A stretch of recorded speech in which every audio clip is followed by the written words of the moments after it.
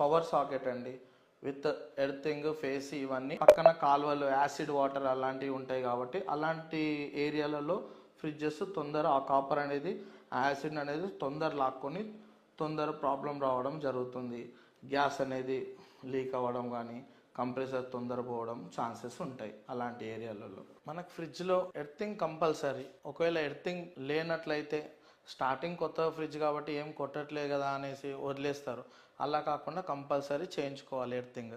ఒకవేళ ఎర్తింగ్ ఏమైనా లీకేజ్ ఉన్నాయనుకోండి, మనకి ఇక్కడ బాడీ టు బాడీ 2 డోర్స్కి మధ్యలో స్టీల్ ఉంది కదా, ఇక్కడ మనం ముట్టుకుంటే ఎర్తింగ్ లాగా షాక్ కొట్టడం జరుగుతుంది.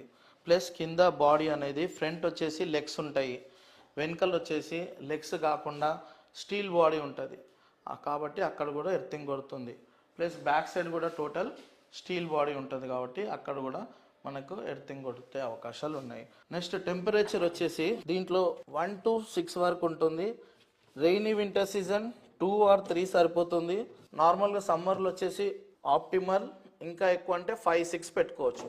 బట్ లేటెస్ట్ మోడల్స్లో ఏంటంటే డిగ్రీస్ వైజ్ 1 degree అంటే మ్యాక్సిమం కూలింగ్, 7 degree అంటే మినిమం కూలింగ్. ప్లస్ ఫ్రీజర్లో మెయిన్ మనం గ్లాస్ ఐటమ్ పెట్టకూడదు, ప్లస్ స్టీల్ టిఫిన్స్ కూడా పెట్టొద్దు. ఓవర్ కూల్కి మనకి గ్లాస్ అనేది బ్రేక్ అవుతుంది. ప్లస్ స్టీల్ టిఫిన్స్ అలాంటివి పెడితే సైడ్కి క్రాక్ వచ్చి కింద బల్జ్ అవుతాయి కాబట్టి అవి పెట్టకూడదు. ఫ్రిడ్జ్లో వచ్చేసి వేడి ఐటమ్స్ పెట్టొద్దు.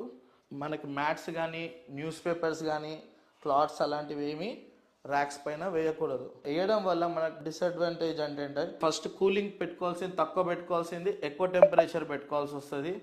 కంప్రెసర్ తొందర ఆఫ్ అయ్యేది ఎక్కువసేపు రన్లో ఉంటుంది, దానివల్ల పవర్ కన్సంప్షన్ కూడా పెరుగుతుంది. ప్లస్ మనకి 1 week 3 daysలో అలాగా పాడవడానికి ఛాన్స్ ఉంటుంది. నెక్స్ట్ ఎవ్రీ 1 yearకి ఒకసారి ఈ గ్యాస్ కిట్ అనేది క్లీన్ చేసుకోవాలి.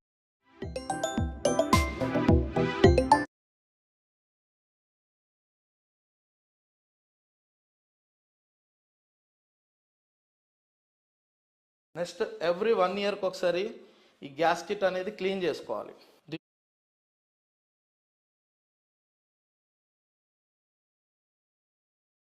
దీంట్లో అంతా పురుగులు పట్టడం, మసాలాలు ఏమన్నా పడడము అలాంటివి ఉంటుంది, ఫంగస్ ఫామ్ అవుతుంది కాబట్టి ఇది ఎవ్రీ 1 yearకి ఒకసారి తీసి వామ్ వాటర్లో ఆర్ షాంపూలో క్లీన్ చేసి మళ్ళీ సేమ్ ఎలా ఉందో అలా స్టిక్ చేసుకోవడం.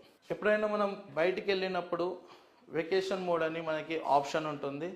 లేదు పూర్తిగా మనం ఫ్రిడ్జ్ ఆఫ్ చేసుకోవాలి అనుకుంటే ఫ్రిడ్జ్ ఆఫ్ చేసి లోపలంతా మొత్తం డ్రై క్లాత్ మొత్తం క్లీన్ చేసి వెళ్తే మంచిది. ప్లస్ స్టోరేజ్ రూమ్లో పెట్టొద్దు. మనకి గ్లాస్ మనకి విండోస్ కానీ డోర్స్ క్లోజ్ చేసి ఉండొద్దు. మనకి సన్లైట్ కింద కూడా డైరెక్ట్ పెట్టొద్దు. ప్లస్ గ్యాస్ సిలిండర్ పక్కన వాడడం అలాంటివి చేయొద్దు.